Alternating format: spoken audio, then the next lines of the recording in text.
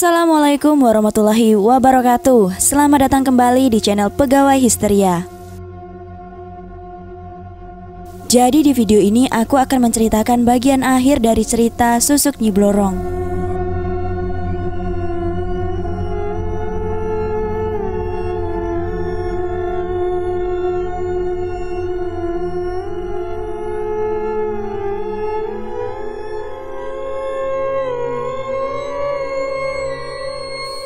Bram berjalan di pinggir jalan dan masih memikirkan cara untuk bisa menemui Putri. Terngiang-ngiang di pikirannya, Mas harus jadi pasien dulu kalau mau menemui dokter Putri. Ia melihat pecahan kaca di jalan. Entah ia dapat pikiran dari mana, langsung ia pegang pecahan kaca itu sampai tangannya berlumuran darah. Tak lama kemudian ia kembali ke klinik. "Dok, ada pasien baru datang," ujar Suster Ana menelpon Putri. "Keluhannya apa, Sus?" "Sepertinya luka goresan di tangan, Dok." "Baiklah, suruh dia masuk," ujar Putri. "Baik, Dok," ujar Suster Ana sambil menutup telepon. "Silahkan Mas, Anda boleh masuk. Lewat sini ya." Suster Ana mengantarkan Bram masuk ke ruangan Putri.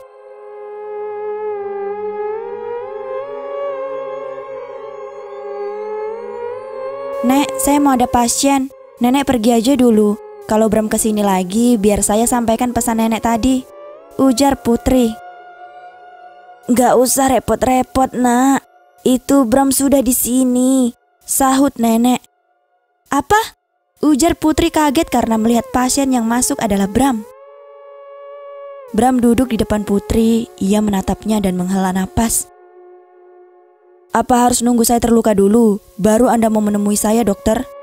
tanya pria berhidung mancung itu seraya menatap Putri dengan tajam. "Gak usah formal gitu, kita kan seumuran," ujar Putri tak ingin suasana canggung. Putri mengobati tangan Bram yang terluka. "Kena goresan apa ini?"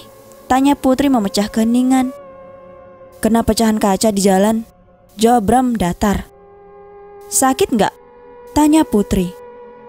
"Enggak, lebih sakit dari sikap kamu yang sengaja nggak mau nemuin aku," sahut Bram sedikit kesal.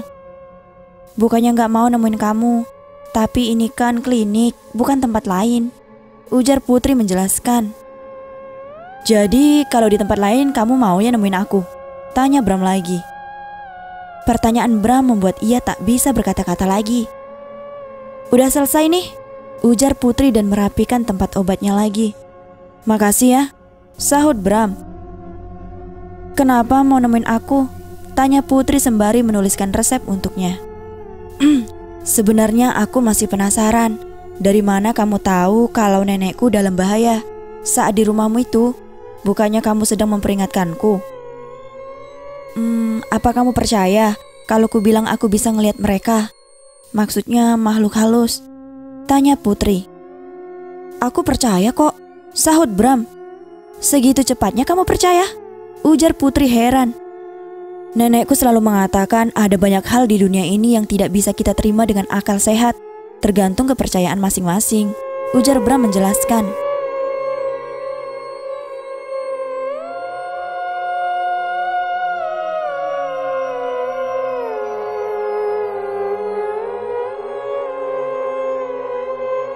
Di sisi lain, nenek Bram terus memohon untuk menyampaikan pesannya. Iya Nek, Putri tahu," sahut Putri seketika. Perkataan Putri yang sangat tiba-tiba itu membuat Bram terkejut dan sedikit takut. Pasalnya di ruangan itu hanya ada mereka berdua. "Putri, kamu lagi ngomong sama siapa sih?" tanya Bram lirih. Putri lalu menatapnya. "Tadi kamu bilang percaya kalau aku bisa ngeliat mereka. Kenapa sekarang kamu jadi takut?" ujar Putri meledeknya. "Enggak kok, aku enggak takut. Cuman penasaran aja," sahut Bram tersenyum kecut. "Nenek kamu tepat ada di sampingmu. Kalau kamu mau ngomong, ngomong aja. Beliau bisa denger kok," ujar Putri yang masih sibuk dengan kerjaannya. "Serius?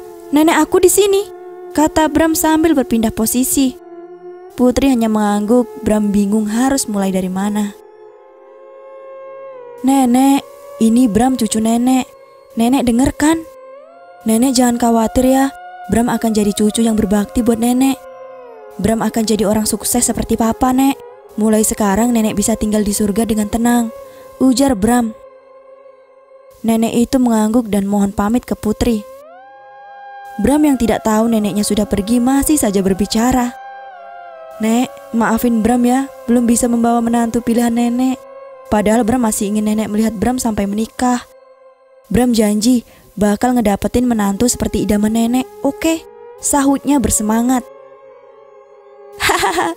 Seketika Putri tertawa mendengar ucapan Bram. Kok kamu ketawa sih, Put? Kamu bohongin aku ya? Ujar Bram menatap Putri yang masih tertawa. Bukan gitu, nenek kamu udah pergi kok dari tadi, sahut Putri.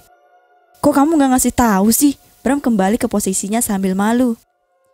Gimana mau ngasih tahu? Orang kamunya aja nyericis gak berhenti gitu, sahut Putri yang masih tersenyum. Bram menatap Putri yang masih tersenyum.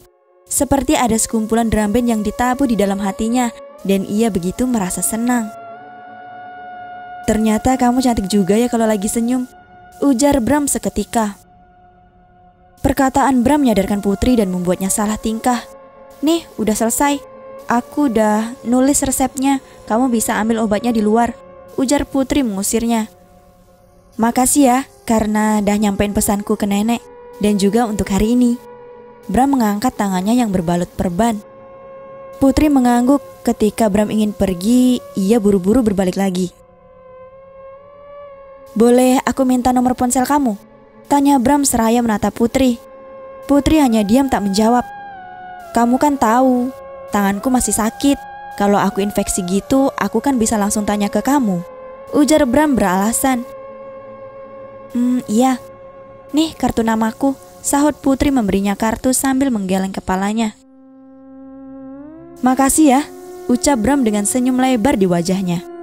Kemudian ia pergi keluar dengan perasaan yang bahagia. Sebuah mobil sedan berwarna putih melintas di depan klinik itu. Mang, berhenti sebentar ya, sahut Donna yang berada di dalam mobil. Ia melihat Bram keluar dari klinik tempat Putri bekerja dengan wajah tersenyum lebar. Donna merasa sangat marah. Sesampainya di rumah, ia membanting tasnya ke lantai dan berteriak-teriak. Ibunya yang mendengar itu langsung menemuinya. Donna, ada apa ini sayang? Kenapa pulang kok marah-marah gini? Tanya wanita berambut keriting itu pada anaknya. Aku benci sama tuh cewek jalang, Mah, bentak Donna dengan beringas. Maksud kamu siapa? Apa si Putri? Tanya ibunya lagi. Siapa lagi kalau bukan dia, Mah? Kenapa lagi? Apa yang udah dia lakukan ke kamu, sayang? Mama kan tahu, aku dari dulu suka sama Bram. Tapi cewek jalang itu berani-beraninya ngerebut Bram dari aku, Mah, ujar Donna sambil menangis. Hah? Serius kamu, Don? Dari mana mereka bisa kenal satu sama lain? Tanya ibunya ikut heran. Donna menceritakan semuanya dan juga tentang Bram yang keluar dari klinik Putri tadi. Ibunya ikut geram. Sayang, kamu gak usah khawatir. Mama akan bantu kamu. Sepertinya sudah saatnya kamu tahu. Besok kamu harus ikut Mama ya. Memangnya kita mau kemana, Ma? Besok juga kamu bakal tahu. Udah jangan uring-uringan, sahut ibunya lalu pergi meninggalkannya.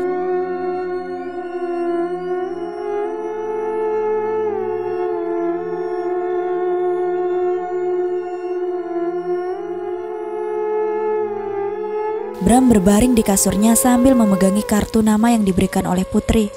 Terbayang-bayang senyuman Putri tadi membuat hatinya sangat senang. Aneh, kenapa aku senyum-senyum gini kalau ingat wajah dia? Kayaknya ada yang salah nih, gumam pria itu.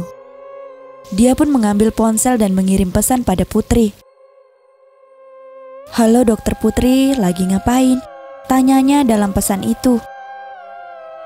Putri saat itu sedang makan malam bersama keluarga Krishna. Di tengah keheningan, ponsel Putri berbunyi. Ia hanya meliriknya dan tahu kalau itu dari Bram. Wanita itu tak menghiraukannya. Bram merasa diacuhkan, lalu mengirim beberapa pesan lagi. Kenapa nggak dibalas aja sih SMS-nya? Berisik tahu. Bentak Donna yang merasa terganggu karena suara HP Putri. Donna, bentak ayahnya. Memangnya siapa sih Putri? Malam-malam gini SMS kamu? Tanya Bagas penasaran. Itu pasien baru aku, Kak. Mungkin dia mau tanya tentang lukanya tadi, ujar Putri beralasan. Gitu ya. Om kira Putri sudah punya pacar sekarang, jadi malu-malu gitu, ejek Krishna pamannya. Putri tersedak mendengar omongan pamannya itu. Enggak om, Putri gak punya pacar kok, bantahnya. Putri, kamu kan udah dewasa, om mau kamu mendapatkan laki-laki yang baik ya, ujar Krishna lagi. Putri mengangguk. Kalau cowok itu jahat sama kamu, bilang ke kakak ya, ntar kakak hajar dia, sahut Bagas. Kakak, udah deh, Putri kan bilang belum punya pacar, ujar Putri seraya malu. Dona tiba-tiba mengebrak mejanya.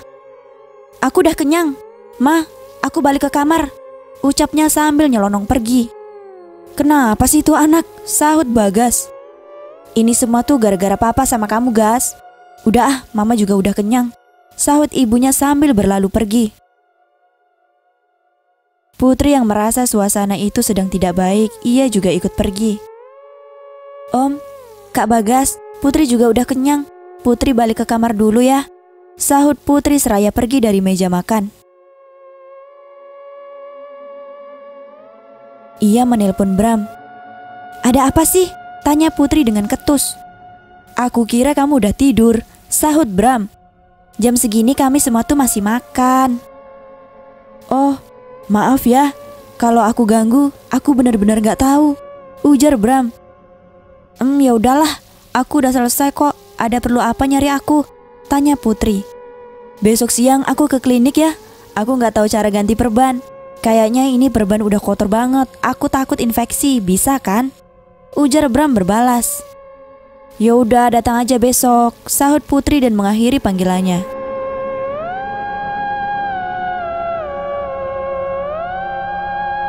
Keesokan harinya, Bram datang ke klinik Putri. Seperti biasa, ia mampir ke resepsionis. Siang sus, apa dokter Putri ada di ruangannya? Tanya Bram. Oh bentar ya, saya teleponkan dulu, sahut suster itu. Iya sus. Iya sus, ada apa? Tanya Putri. Ini dok, ada Mas Bram yang pengen ketemu dokter, ujar suster Ana. Oh ya udah, suruh dia masuk ke ruanganku ya sus. Iya dok. Mas langsung masuk aja, dokter Putri sudah menunggu kok. Makasih ya sus, saya permisi dulu, sahut Bram dan berlalu pergi. Belum sempat Bram masuk ke ruangan Putri, ia mendengar beberapa suster berbicara. Lihat tuh, padahal kemarin sok banget gak mau nemuin, sekarang langsung dibolehin masuk, kayak perempuan gak bener aja, ujar suster itu diiyani oleh beberapa suster lainnya. Bram merasa geram mendengar dan berbalik ke arah mereka. Apa kalian semua gak punya kerjaan selain gosipin orang? Dokter Putri itu atasan kalian, tapi kalian sama sekali gak punya sopan santun. Kalau mau jadi dokter, ya profesional dong, ujar Bram memarahi mereka semua. Para suster itu hanya diam dan kembali ke meja mereka masing-masing. Tak beberapa lama Bram masuk ke ruangan Putri. Dia duduk di depan Putri dengan muka yang kesal. Putri melihat itu. Apa suasana hati kamu sedang buruk ya? Kok merenung gitu? Tanya Putri. Apa kamu bakal diam aja? Mereka gosipin kamu sesuka hati mereka, sahut Bram sedikit kesal. Putri paham apa maksud Bram. Sini tangan kamu. Kamu ini kesini mau ganti perban atau mau ngomelin orang sih? Sahut Putri yang mencoba menenangkan hati pria itu. Tahu gak apa yang dikatakan mereka tentang kamu? Bentak Bram. Aku tahu kok, aku udah biasa digituin, sahut Putri. Kamu tuh kelewat baiknya, kenapa gak ditegur aja? Pinta Bram. Aku gak suka memperpanjang masalah, ntar juga mereka berhenti sendiri, jawab Putri. Tak beberapa lama terdengar suara pintu diketuk. Tok tok tok. Iya masuk, sahut Putri. Suster Ana dan kedua temannya pun masuk. Ada apa sus? Tanya Putri. Begini dok, kami mau minta maaf atas sikap kami ke dokter selama ini. Kami gak bermaksud melanggar kesopanan kami dok. Kami janji tidak akan mengulanginya lagi, Dokter mau kan memaafkan kami? Pinta Suster Ana.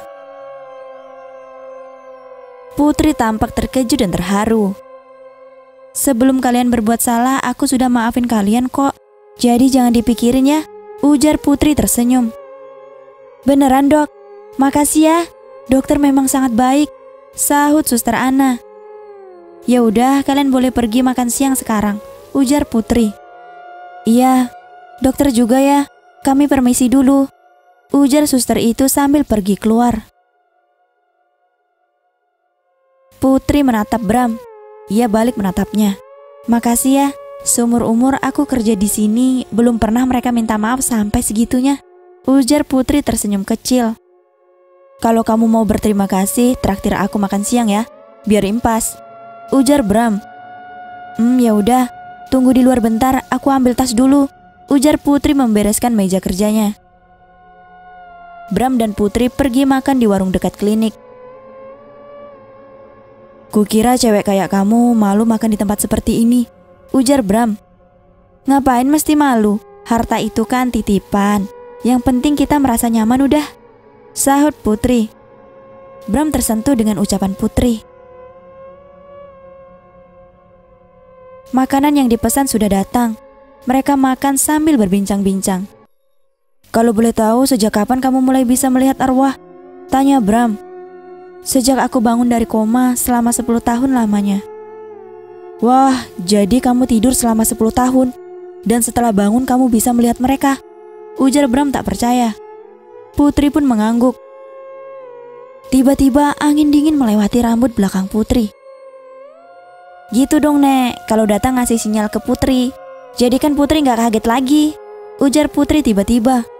Bram langsung kaget mendengar ucapan Putri. Put, nenek siapa itu? Tanya Bram. Nenek kamu lah, tuh beliau duduk di samping kamu, timpal Putri. Put, kok nenekku belum pergi ke surga ya? Kan kami sudah menguburnya, tanya Bram. Kalau kata orang yang baru meninggal arwahnya masih gentayangan selama 40 hari, ujar Putri.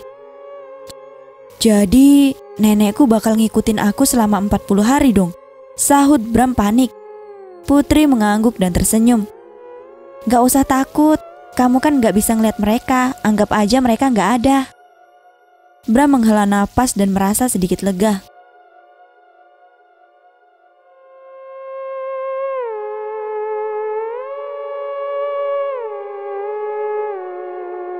Di sisi lain, Donna dan ibunya sedang naik taksi dan menuju ke sebuah tempat.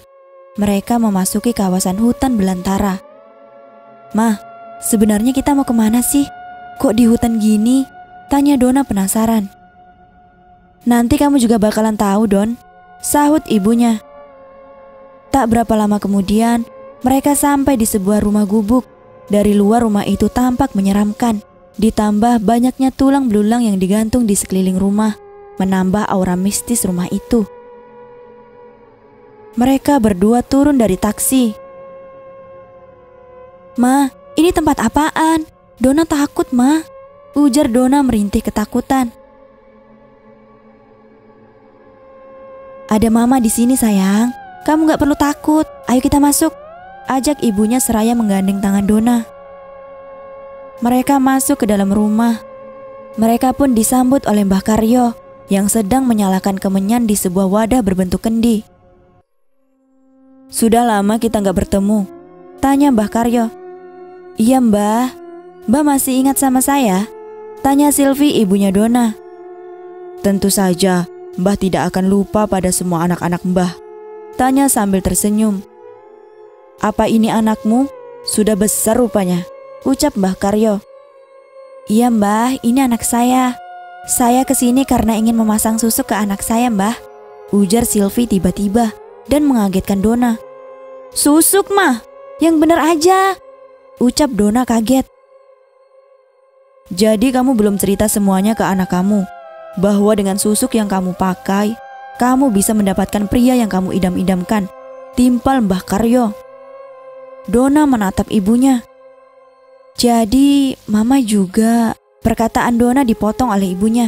Iya Mbah, setelah hari ini saya akan menceritakan semuanya, ujar ibunya. Jadi, apa anakmu sudah siap untuk memasang susuk hari ini?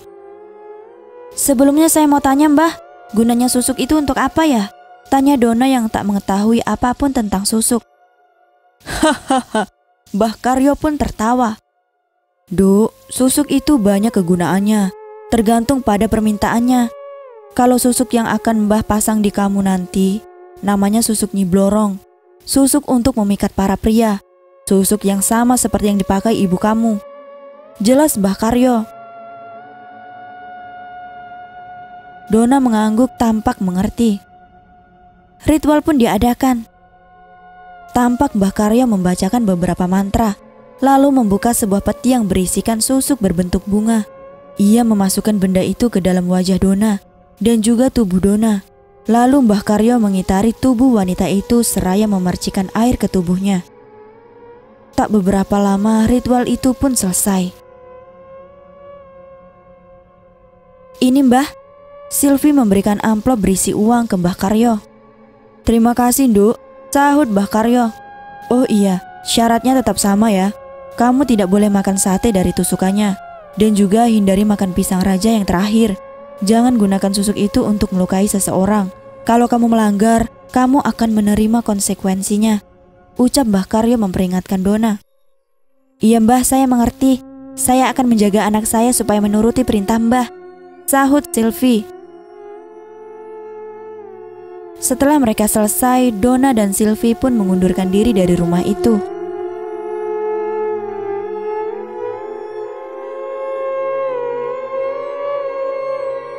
Di dalam taksi, Dona bertanya, jadi ini rahasia Mama selama ini? Karena umurmu sudah 20 tahun, Mama sudah bisa mengatakan padamu, Mama harap kamu bisa mendapatkan lelaki manapun yang kamu sukai sayang, ujar ibunya seraya mengelus rambut Dona. Makasih ya Ma, ujar Dona seraya memeluk wanita itu.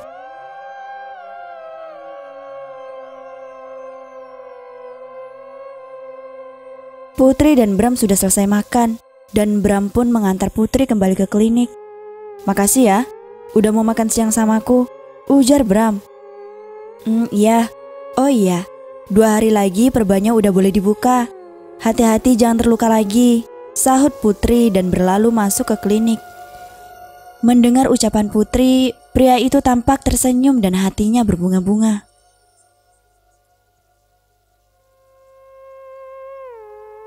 Keesokan harinya, Dona tampak berjalan di koridor kelasnya. Terlihat seorang wanita memakai baju kebaya berwarna hijau, sedang menari-nari di belakang tubuh Dona. Ia bergoyang sambil menghentakkan kaki dan selendang di tangannya. Matanya hitam merona, seperti menyihir semua yang ada di sana. Tapi hanya satu orang yang tak tersihir olehnya, yaitu Bram. Pasalnya, nenek Bram menutup mata batinnya agar Bram tetap melihat Dona seperti biasanya. Bram, lihat tuh Dona, kayaknya makin cantik aja ya, ujar Ridwan dengan mata berkaca-kaca. Biasa aja tuh, ujar Bram acuh. Kamu buta ya? Lihat baik-baik, Dona tuh cantik, seksi lagi, idaman para pria banget, ucap Ridwan memaksa Bram. Udah ah, kalau kamu ngidamin dia sana kejar aja. Aku mau ke perpustakaan, mau cari bahan makalah, sahut Bram dan pergi meninggalkan mereka. Dona datang mendekati Ridwan. Hai Ridwan, sapa Dona sambil tersenyum manis. Hai Dona, kamu tambah cantik aja, ujarnya sambil malu-malu. Makasih. Oh iya, Bram kemana? Tanya Dona. Oh, Bram, dia baru aja ke perpustakaan, jawab Ridwan. Ya udah kalau gitu, dah Ridwan. Dona berlalu pergi. Dah Dona, sahut Ridwan yang masih tersenyum.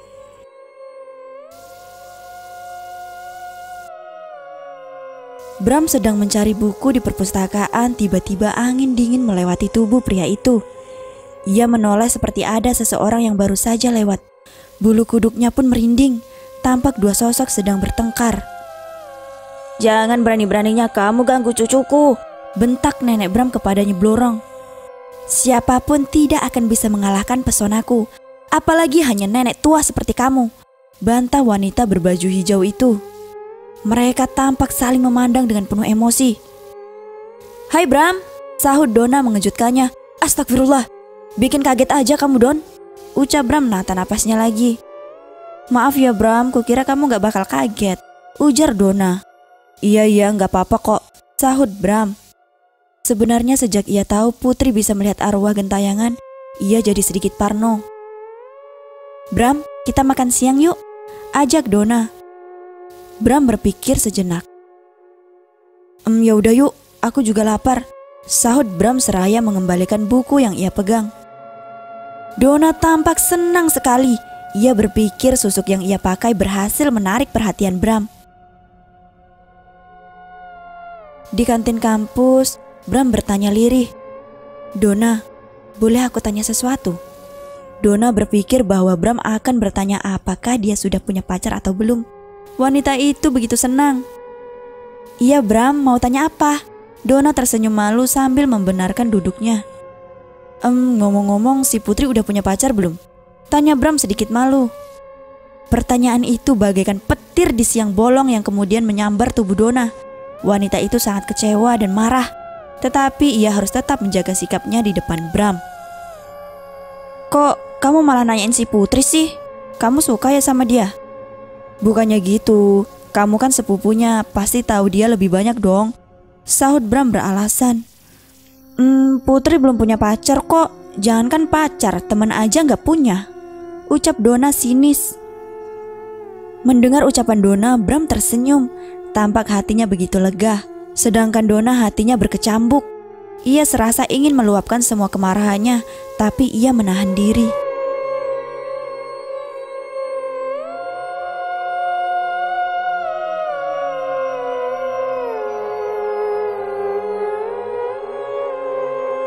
Sesampainya di rumah, Donna berteriak-teriak mencari ibunya. Mama! Mama! Teriak Donna. Ibunya yang sedang berada di kamar membuka pintunya. Ada apa sayang? Kenapa teriak-teriak gitu?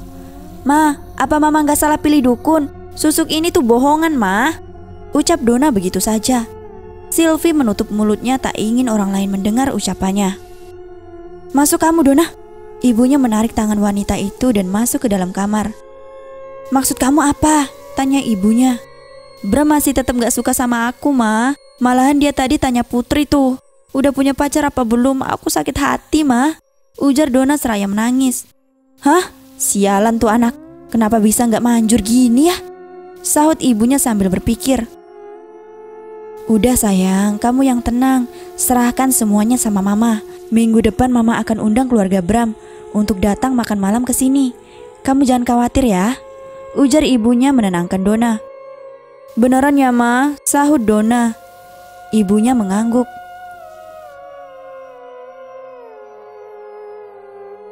Saat makan malam di rumah Putri, malam itu tak seperti biasanya.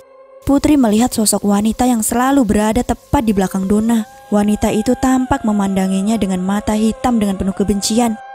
Putri hanya menundukkan kepala dan tak ingin melihatnya. Don, apa kamu habis perawatan? Kok tambah cantik gini? Ujar Bagas kakaknya.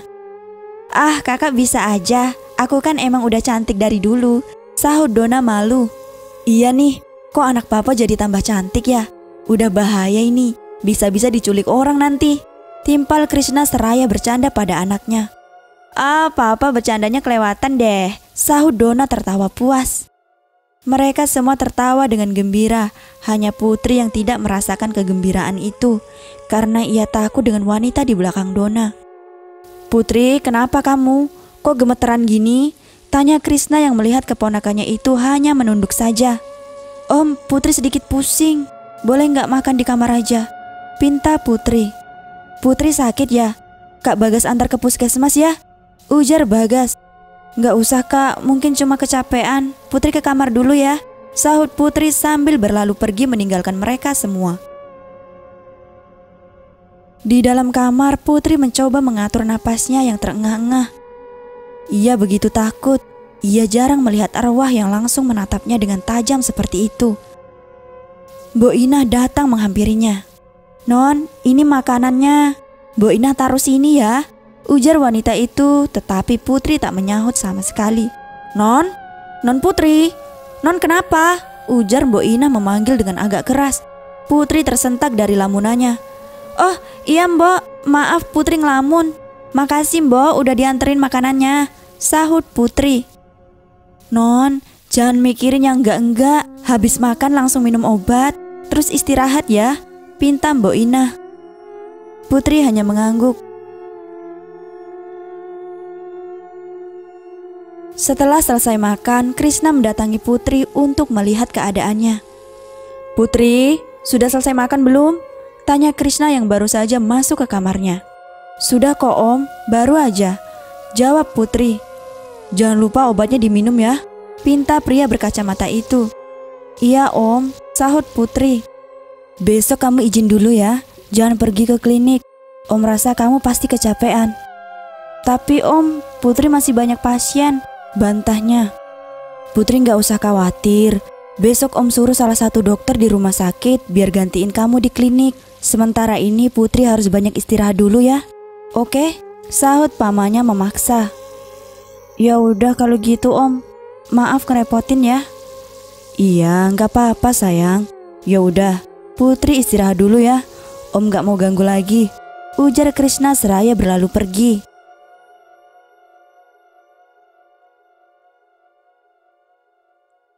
Di kamar, Krishna dan Sylvie sedang berbincang.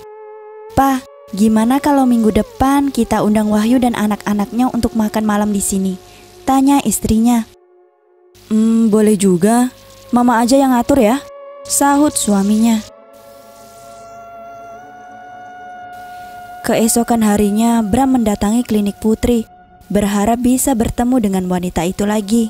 Sesampainya di resepsionis, "Sore suster, apa dokter Putri ada banyak pasien ya hari ini?" tanya Bram. "Maaf ya mas, dokter Putri untuk beberapa hari ini tidak akan datang ke klinik." "Memangnya kenapa dia sus?" "Sepertinya dia sakit, tadi pagi dokter Krishna baru memberitahu," ujar suster itu lagi. "Oh gitu ya, kalau gitu saya undur pamit ya," ujar Bram seraya pergi dari tempat itu. Bram mengeluarkan ponselnya dan menelpon Putri beberapa kali, tetapi tak ada sahutan sama sekali. Di tempat lain, di taman dekat rumah Putri, tampak ia sedang duduk membaca buku dan mendengarkan musik. Ia merogoh-rogoh tasnya mencari sesuatu. "Duh, aku lupa gak bawa ponsel lagi," gumamnya. Beberapa saat kemudian terasa semilir angin dingin menghampiri tubuhnya. Ia menutup mata sejenak, lalu saat ia membukanya, beberapa arwah yang memiliki muka sangat seram sudah berdiri tepat di hadapan wanita itu. Mereka seraya mendekat dan ingin mencekik Putri. Putri berteriak meminta tolong, tapi tak ada seorang pun yang menghiraukannya. Mereka malah menganggap Putri seperti orang gila. Dari arah lain, Bram mengendarai mobilnya dan menuju ke rumah Putri. Di tengah perjalanan, ia melihat Putri berteriak-teriak di sebuah taman. Ia yang melihat itu langsung turun dari mobil dan menyusul ke taman. "Putri, kamu gak apa-apa kan?" tanya Bram sambil membantu Putri yang terlihat ketakutan. Putri merasa mengenal suara itu. Ia membuka matanya perlahan. "Bram, kok kamu ada di sini?" tanya Putri sambil melepaskan tangan Bram. Tetapi saat ia melepaskannya, arwah-arwah itu datang mendekati lagi. Ia tak punya pilihan lain selain menggandeng tangan Bram lagi. "Loh, kenapa Put?" tanya Bram bingung melihat sikap Putri yang ketakutan. "Bisa nggak anterin aku pulang dengan posisi kayak gini? Please, aku mohon," rintih Putri memohon. Bram menatapnya penasaran. "Nanti sampai rumahku aku ceritain semuanya. Ayo cepet pergi dari sini," pinta Putri menarik tangan Bram. Bram membawa Putri masuk ke dalam mobil. Di kursi, Putri sangat ketakutan. Ia menutup matanya seolah tak ingin melihat arwah-arwah yang sedang mengelilinginya. Sesampainya di depan rumah, "Putri, kita udah sampai nih," ujar Bram. Putri pun membuka matanya perlahan lalu menghela napas. "Syukurlah," ujar Putri merasa sedikit lega. "Sebenarnya ada apa Put? Kenapa kamu begitu ketakutan?"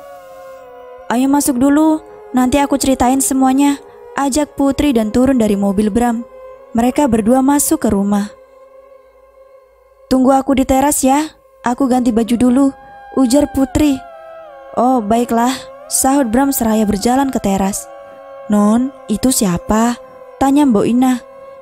Itu Bram, teman Putri Mbok. Bisa tolong kasih minum ke dia Mbok. Putri mau ganti baju dulu, pinta Putri. Baik Non, sahut Mbok Inah dan berjalan ke dapur. Mbok Inah memberikan segelas air untuk Bram. Ini Den minumannya, ujar Mbok Inah. Nggak usah repot-repot Mbok, makasih ya, sahut Bram. Mbok Inah pamit kembali ke dapur menyelesaikan urusannya. Dona baru saja tiba di rumah. Ia melihat Putri sedang berjalan turun dari tangga. Pikirannya yang sangat jahat mulai bermunculan. Andai saja kamu jatuh dari tangga itu dan kakimu patah, aku pasti sangat bahagia sekali, gerutunya dengan tatapan penuh amarah. Tiba-tiba, sosok wanita yang selalu berada di belakang badan Dona langsung menghilang dan muncul di belakang badan Putri. Ia menunjukkan senyumannya yang jahat dan matanya yang melotot. Ia sudah siap mendorong tubuh Putri agar jatuh dari tangga. Bram meneguk teh yang dihidangkan Mbok Inah. Mendadak terdengar suara lirih di telinganya. Bram, cepat tolongin nak Putri. Dia dalam bahaya, ujar nenek yang meminta tolong. Bram seperti terpanggil oleh seseorang. Ia segera masuk ke dalam rumah dan melihat Putri akan terjatuh dari tangga. Dengan segera ia menangkap tubuh Putri. Putri, kamu gak apa-apa kan? Tanya Bram sambil melihat Putri yang masih ketakutan karena melihat sosok wanita yang berada di dekatnya. Putri melihat sang nenek menarik selendang wanita itu dan menghilang entah kemana. Aku gak apa-apa kok, kamu bisa turunin aku. Makasih, ujar Putri sedikit tenang. Dona berjalan mendekat. Loh Bram, kok kamu bisa di sini? Tanya Dona karena terkejut. Iya, katanya Putri sakit, makanya aku kesini jenguk dia, ujar Bram. Segitu baiknya kamu. Aku curiga sebenarnya kalian berdua ini ada hubungan apa? Tanya Dona sinis. Putri mengetahui nada suara Dona sedikit marah. Kami cuma teman kok Don. Ya udah aku ke belakang dulu ya. Kalian ngobrol aja. Putri pergi meninggalkan mereka berdua. Bram ingin menyusul Putri tapi Dona menghentikannya. Bram, tunggu. Kita harus bicara. Pinta Dona. Kita bicaranya besok aja ya di kampus. Aku permisi dulu, sahut Bram seraya pergi meninggalkan Dona. Dona merasa kecewa dan muak sekali. Pria yang ia sukai tidak pernah menganggapnya sama sekali. Bram menyusul Putri yang duduk di teras. Udah ngobrolnya sama Dona? Kok cepet banget? Aku sama dia kan tiap hari ketemu di kampus. Kapanpun kami bisa ngomong kok. Lagian aku kesini mau nemuin kamu, bukan dia, ujar Bram terang-terangan. Makasih udah nolongin aku 2 kali hari ini, ujar Putri. Iya, nyantai aja. Lalu Putri menceritakan kejadian yang ia alami di taman tadi pada Bram, dan juga sosok wanita yang selalu berada di belakang Dona. Jadi kamu bilang pas kamu megang tanganku arwah-arwah itu mulai menjauh? Tanya Bram penasaran. Iya, aku juga gak tahu kenapa. Jadi maaf ya, ujar Putri lirih. Kamu gak perlu minta maaf kok, aku suka kalau bisa melindungi kamu, sahut Bram memandang Putri. Ia pun ikut memandangnya. Bentar ya, nenek kamu ada di sini. Aku mau nanyain sesuatu sama beliau, ujar Putri. Bram pun mengangguk. Nek, makasih tadi dah nolongin Putri. Tapi wanita itu siapa Nek? Tanya Putri padanya. Itu Nyi Blorong nak, dia yang menjaga Dona untuk saat ini, jawab nenek itu. Menjaga Dona, kok bisa Nek? Tapi dulu Dona gak ada kok yang ngejaga Nek. Aneh, ujar Putri keheranan. Kalau orang zaman dulu menyebutnya gembolan susuk nak. Jadi Dona sekarang memakai susuk dan benda itulah yang menjaga dia sekarang, sahut nenek menerangkan. Putri terkejut. Apa? Susuk? Buat apa Dona memakainya Nek? Nak Putri, sepertinya Dona mengincar Bram dan dia juga ingin mencelakaimu. Waktu nenek di sini hanya tinggal beberapa hari lagi. Nenek tak bisa menjaga kalian selamanya. Bisakah kalian pergi ke rumah pamannya Bram? Nenek rasa dia bisa membantu kalian, ujar nenek itu. Putri menatap Bram. Kenapa, Put? Nenekku bilang apa? Apa kamu merasa ada yang aneh dengan Dona? Tanya Putri. Bagiku sih nggak aneh, tapi kayaknya anak-anak yang lain makin tergila-gila sama Dona. Entah kenapa, jawab Bram. Dia pakai susuk buat ngedapetin kamu, Bram, ujar Putri tiba-tiba. Astagfirullah, nggak mungkin lah, nggak usah bercanda deh, sahut Bram tak percaya sama sekali. Yang dorong aku dari tangga tadi susuknya Dona. Dia nggak suka ngeliat kamu terlalu dekat sama aku, bantah Putri. Serius kamu? Apa itu tadi juga nenekku yang bisikin suruh cepet-cepet nolongin kamu? Tanya Bram lagi. Nenek Bram mengangguk. Iya, itu nenekmu, sahut Putri. Waktu nenekmu di dunia ini tinggal beberapa hari lagi. Beliau gak bisa menjaga kita selamanya. Beliau menyuruh kita pergi ke rumah pamanmu, ujar Putri. Tiba-tiba orang tua Dona datang dan ia bertanya, kalian pacaran ya? Enggak kok tante, kami cuma temenan, sahut Bram menanggapi dan melirik ke Putri lagi. Dona merasa kecewa mendengar perkataan Bram. Tapi kalau kalian berdua memang pacaran, tante sama om setuju-setuju aja kok, timpal ibunya Dona. Sebenarnya wanita yang saya suka itu... Perkataan Bram berhenti karena tiba-tiba Putri seraya dicekik hingga tak bisa bernapas. Ia sulit mengucapkan kata-kata, semua orang pun berkerumun menolongnya. Putri, kamu kenapa Put? Tanya Bram dengan cemas. Tak berapa lama Putri segera dilarikan ke rumah sakit. Dokter mengatakan Putri baik-baik saja, mungkin ia hanya kesulitan bernapas. Di sebuah kamar Putri terbaring dan menangis sendirian. Bram datang menghampirinya. Putri, kok kamu nangis? Tanya Bram heran. Putri beranjak dari tempat tidurnya lalu duduk bersandar. Aku salah apa sama mereka? Aku gak pernah sekalipun ganggu mereka, isak Putri sambil terus menangis. Bram mendekat dan perlahan memeluk wanita itu. Ia menepuk-nepuk bahunya agar tenang. Besok aku akan membawamu ke rumah pamanku. Aku ingin semua ini segera berakhir. Kamu yang sabar ya. Bertahan sebentar lagi, sahut Bram. Dari luar jendela tampak Krishna sedang melihat mereka. Ia tahu bahwa Bram berusaha melindungi Putri. Ia mengurutkan niatnya untuk masuk ke dalam. Keesokan harinya Putri sudah bisa pulang ke rumah. Padahal keadaan Putri tidak begitu baik. Tetapi dokter tidak bisa mengobatinya lagi. Dan hari itu Bram meminta izin pada Krishna untuk membawanya ke suatu tempat. Ia berkata walau Putri terlihat sehat, ia tidak seperti orang sehat lainnya. Akhirnya Krishna mengizinkan mereka pergi. Di dalam mobil Putri berbaring lemas dan tubuhnya berkeringat dingin. Putri, bertahan sebentar lagi ya, ujar Bram cemas sambil menggenggam tangan wanita itu. Bram melihat di leher Putri ada tanda bekas cekikan, lalu tanda itu makin lama makin menghitam. Ia tak tahu apa penyebabnya. Ia melihat Putri begitu kesakitan. Bram lalu menelpon pamannya. Om, gimana ini? Putri tampak kesakitan. Dia terus merintih om, ujar Bram kebingungan. Sebelumnya Bram sudah menceritakan tentang Putri pada pamannya dan juga memberitahukan tentang keadaannya hari ini.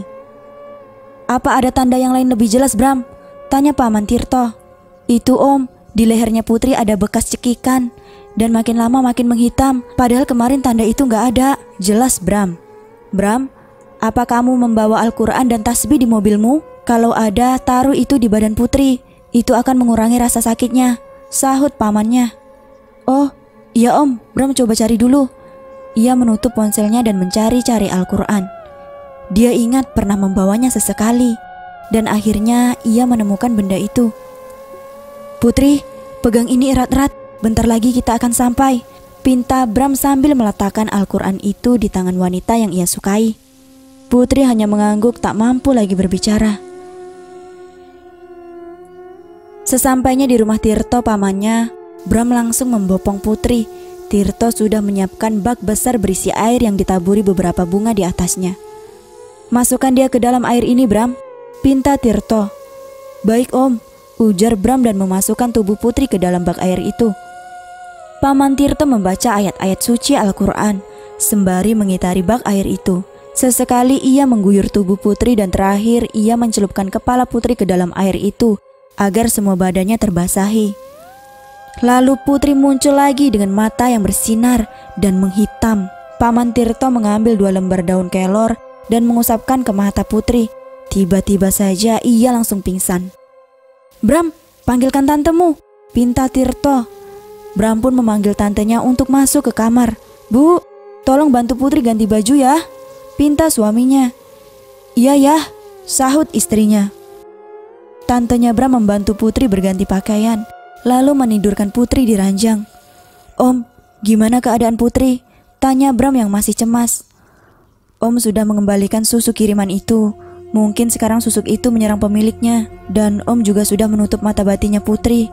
Dia tidak akan bisa melihat arwah-arwah lagi. Jelas Tirto. Makasih ya Om, sahut Bram merasa puas.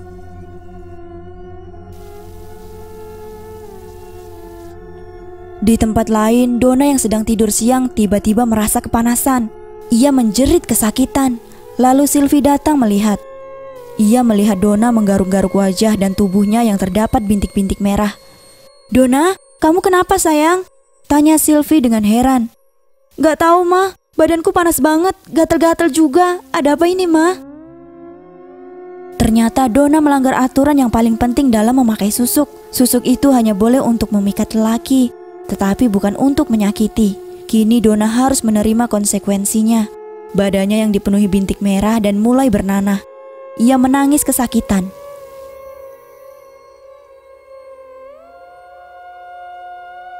Putri membuka matanya perlahan. Ia melihat di sampingnya ada Bram. Kamu sudah bangun Putri? Tanya Bram sambil menggenggam tangannya dengan erat. Putri beranjak dari tidurnya lalu duduk bersandar. Apa yang terjadi Bram? Kenapa aku gak ingat sama sekali? Tanya Putri. Tadi pamanku yang obatin kamu, sahut Bram. Tak berapa lama Paman Tirto datang. Kamu sudah bangun nak? Gimana perasaan kamu sekarang? Iya Om, tubuh saya terasa lebih ringan. Apa ada sesuatu yang terjadi sama saya Om?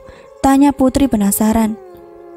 Susuk yang dipakai saudarimu itu telah menyerangmu. Ia mencoba membunuhmu. Untungnya Bram segera membawamu ke sini. Jadi Om bisa membantumu. Kalau terlambat sedikit, nyawa kamu bisa melayang.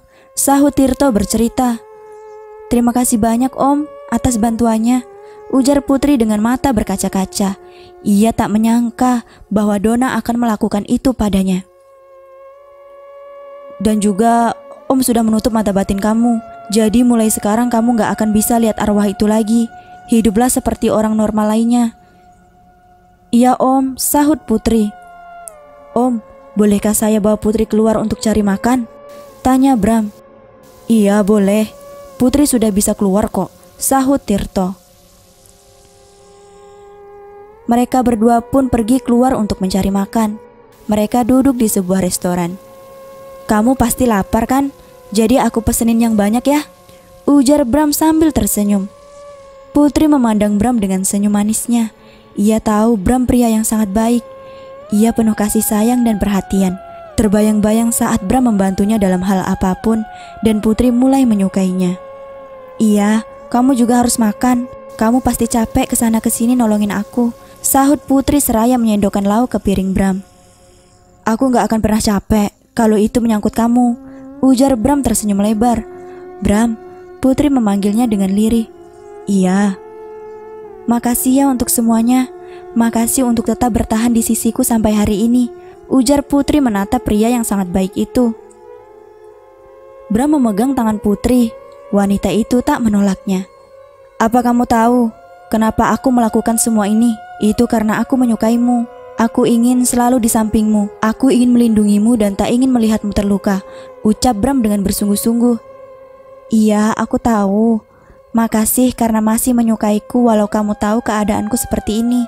Kukira aku tak pantas untukmu, sahut Putri.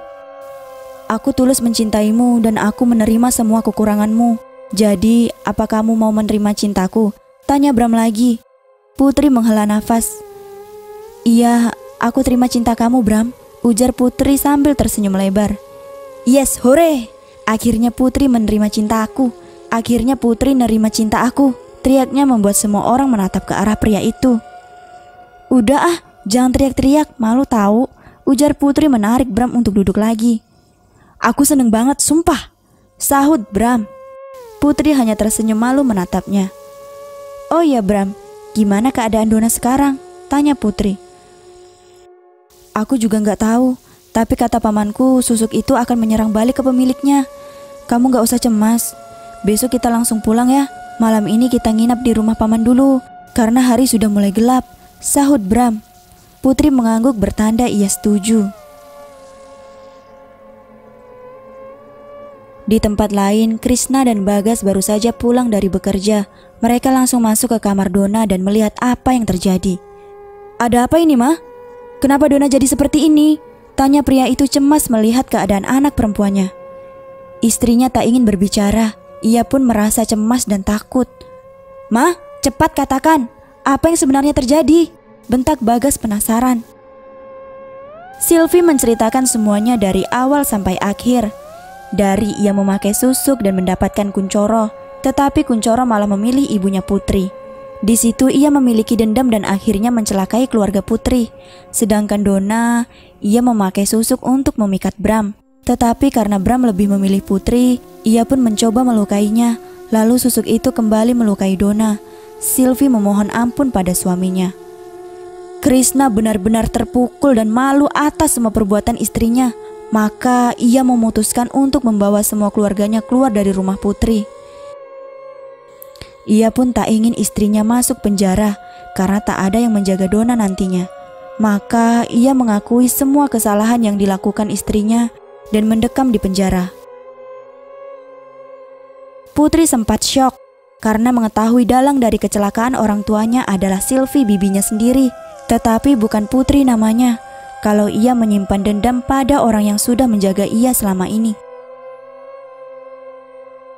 Beberapa bulan kemudian terdengar kabar Dona menghembuskan napasnya untuk terakhir kalinya.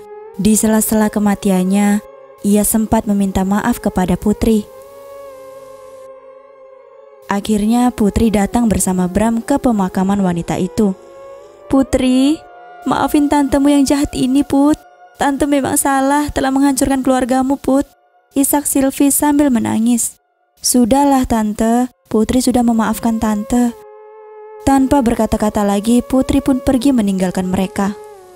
Putri menangis terseduh-seduh di dalam mobil. Bram dengan setia mendampinginya. Mang, bisa tolong berikan dokumen ini ke Tante Putri? Pinta Bram yang tak ingin meninggalkan wanita yang dicintainya itu. Iya Den, baiklah, sahut Mang Ujang seraya keluar dari mobil. Bram memeluk Putri yang masih menangis seraya menenangkannya. Apa perasaanmu sudah sedikit lega sekarang? Tanya Bram. Putri mengangguk. Bram menghapus air mata yang membasahi pipi mungil wanita itu. Sekarang semuanya sudah selesai. Allah sudah memberikan balasan yang setimpal untuk tantemu. Kamu bisa bernapas dengan lega sekarang, ujar Bram. Apa aku sudah melakukan yang terbaik, Bram? Tanya Putri. Kamu sudah melakukannya dengan sangat baik. Aku bangga sama kamu. Pacarku bukan orang yang pendendam, ucap Bram seraya mengecup kening Putri. Mendengar perkataan Bram, Putri merasa lega dan berhenti menangis. Mang Ujang memberikan dokumen itu ke Sylvie. Ini Nyonya, dari Non Putri, ujar Mang Ujang seraya memberikan sebuah amplop coklat. Apa ini, Mang? Tanya Sylvie seraya membukanya. Ia meneteskan air mata. Ia tak menyangka Putri akan memberikan beberapa aset kekayaan yang ia miliki untuk keluarganya. Ia sangat menyesal atas semua perbuatan yang pernah ia lakukan.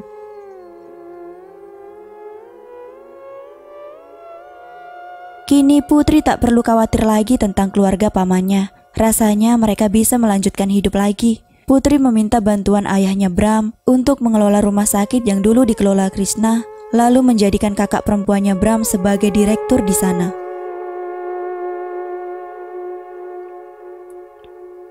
Putri tampak berdiri di kamar dan melihat keluar jendela. Terlihat sosok wanita berbaju putih sedang memandangnya dengan tersenyum. Ia melambaikan tangannya seraya berpamitan. Entah mengapa Putri langsung meneteskan air matanya. "Ibu? Bu? Ibu?" teriak Putri memanggil namanya. Bram yang mendengar Putri berteriak langsung mendatangi wanita itu. "Putri, kenapa sayang? Ada apa? Kenapa nangis gini?" Bram membangunkan Putri dari tidurnya. Putri tak berbicara apa-apa lagi, lalu langsung ingin memeluk pria yang dicintainya itu. Ternyata selama ini ibunya masih ada bersamanya. Kini setelah semua masalah ini selesai, beliau bisa pergi dengan tenang. "Kenapa sayang? Ada apa? Jangan bikin aku cemas," tanya Bram lagi karena Putri tak menyahut. "Tadi aku mimpi, ibuku berpamitan. Dia tersenyum melihatku. Kurasa ibu sudah bisa pergi dengan tenang sekarang," ujar Putri seraya menghapus air mata. "Syukurlah, mungkin ibumu sudah tidak khawatir lagi, karena sekarang ada aku yang menjaga kamu," sahut Bram dan memeluk Putri. Mereka saling berpandangan, lalu Bram mengecup kening Putri. Mereka tersenyum bersama dan berpelukan lagi. Akhir yang bahagia, bukan? Ingatlah, semua yang kita tanam itulah yang kita petik. Seburuk-buruknya manusia, saat mereka melakukan kesalahan, janganlah membalasnya. Tetaplah berbuat baik dengan mereka, agar kelak ia sadar sendiri atas semua perbuatannya. Sekian dulu cerita dari Pegawai Histeria. Sampai jumpa di cerita selanjutnya ya kawan. Wassalamualaikum warahmatullahi wabarakatuh.